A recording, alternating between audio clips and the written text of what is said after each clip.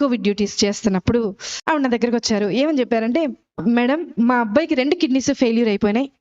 ఆ 2 కిడ్నీస్‌కి ట్రీట్మెంట్‌కి ఎక్కడికెళ్ళినా సరే అందరూ కోవిడ్ ట్రీట్మెంటే చేస్తున్నారు గానీ, మా అబ్బాయికి ట్రీట్మెంట్ చేయట్లేదు. మరి ఏదో ఒక విధంగా మీరు కొంచెం సిఫార్సు చేస్తే, మీ పై అధికారికి సిఫార్సు చేస్తే మా అబ్బాయిని అడ్మిట్ చేసుకొని" బెడ్స్ ఖాళీ లేవు. 2 కిడ్నీస్ ఫెయిల్యూర్ అయిపోయిన పేషెంట్‌ని అడ్మిట్ చేసుకొని అక్కడ పెట్టుకొని ఎలా చేస్తారు? చేయలేని పరిస్థితి. నేనంటాను, "ఒకసారి డాక్టర్ గారిని అడిగి చూస్తానమ్మా" అన్నా.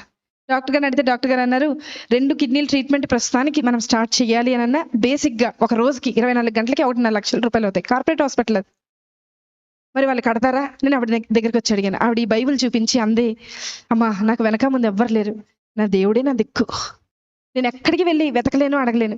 దేవుడిని పట్టుకొని చెప్తున్నానమ్మా. 24 గంటలు టైం ఇవ్వు. రేపటి లోపల కట్టేస్తాను." మీరు ఎక్కడైనా చూసారా హాస్పిటల్‌లో డబ్బులు కట్టకుండా ముందు జాయిన్ చేసుకునే వాళ్ళు ఎవరైనా చూసారా? ఆవిడ రిక్వెస్ట్ మేరకు పై డాక్టర్‌తో రిక్వెస్ట్ చేస్తే జాయిన్ చేసుకున్నాం. సరే ట్రీట్మెంట్ జరుగుతూ ఉంది. చూస్తూ ఉన్నా. మొదటి గంట చూసా. ఆవిడి ఏం చేస్తది? ఎవరికైనా మెసేజ్‌లు పెడతదా? ఎవరికన్నా వాట్సాప్‌లో మెసేజ్ పెట్టి డబ్బులేమన్నా డొనేషన్ లాగా గ్యాదర్ చేస్తేమో. మధ్యాహ్నం 11:30కు ఆ సమయంలో అడ్మిట్ చేశాం. 12:30 అవ్వింది. అందరిని అడిగా. ఆవిడ ఉన్నారు గదా! ఆవిడ ఏం తిన్నారో ఒకసారి అడుగుతారంటే మా నర్సులందరూ అన్నారు, "మేడం ఆవిడ మోకరించింది, ప్రార్థన చేస్తుంది. అసలు మేమెళ్తున్నా పక్కకి తప్పుకోవట్లేదు మేడం. మేము అలాగే ట్రీట్మెంట్ చేసి వచ్చేస్తున్నాం" అన్నారు. సరే ఆవిడని డిస్టర్బ్ చేయొద్దు. మధ్యాహ్నం 1:30 అయింది. చూశాను ప్రార్థన చేస్తుంది. సాయంత్రం 4:30 అయింది. చూశాను ప్రార్థన చేస్తుంది. రాత్రి 6:30 అయింది. చూశాను ప్రార్థన చేస్తుంది. రాత్రి 9:30 అయింది. చూశాను ప్రార్థన చేస్తుంది. రాత్రి 11:30 అవ్వింది. అంటే ఆవిడ మోకరించి 12 గంటలు అవుతుంది. ప్రార్థన చేస్తుంది. 1:30 రాత్రి 1:30 అర్ధరాత్రి ప్రార్థన. ప్రొద్దున 4 నెక్స్ట్ డే స్టార్ట్ అయిపోతది. రౌండ్స్ స్టార్ట్ అయిపోతాయి. సెక్షన్ స్టార్ట్ అయిపోతాయి. అన్నీ స్టార్ట్ అయిపోతాయి. Treatment start.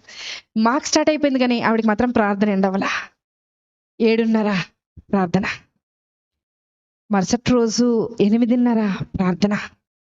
9కి బిల్ వచ్చేస్తది జనరేట్ అయ్యి. ఆ రోజుటికి డే స్టార్ట్ అవ్వాల్సిన బిల్ వచ్చేస్తది. బిల్ వచ్చింది.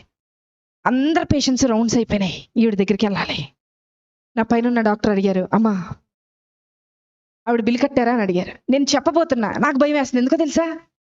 ఆవిడ కట్టకపోతే నేను కడతానని చెప్పాను ఆయనకి. కానీ ఆవిడ ప్రార్థన చూసి నేను అనుకున్నా, కనీసం ఒక 75% నేను కడదాం.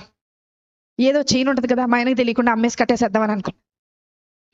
తెలిస్తే ఒప్పుకోరు కదా! అనుకున్నా.